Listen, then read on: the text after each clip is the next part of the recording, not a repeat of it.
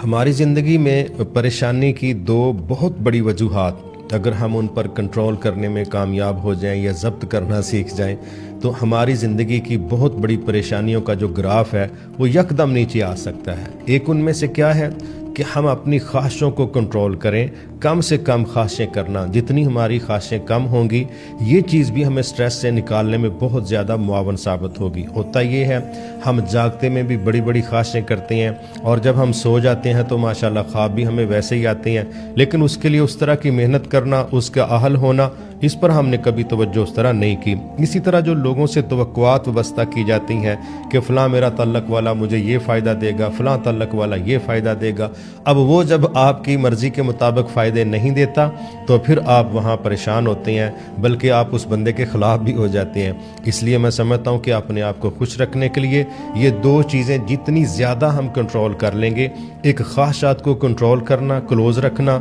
और इसको एक लिमिट के अंदर रखना, और दूसरी जो चीज़ है वो है लोगों से कम तवक्को रखना। लोग अगर आपको 100 रुपये की उम्मीद दिलाएं, आप उनसे 20 रुपये की तवक्को रखें, कोई नहीं वो 50 दे देंगे तो आप देखिएगा आप खुश हो जाएंगे। लेकिन अगर उसने आपको 100 की उम्मीद दिलाई है, आप 500 की तवक्को लगा के बैठे हैं, तो वो 100 मिल भी गया तो आपने खुश नहीं रहना, आपने परेशान रहना है। यही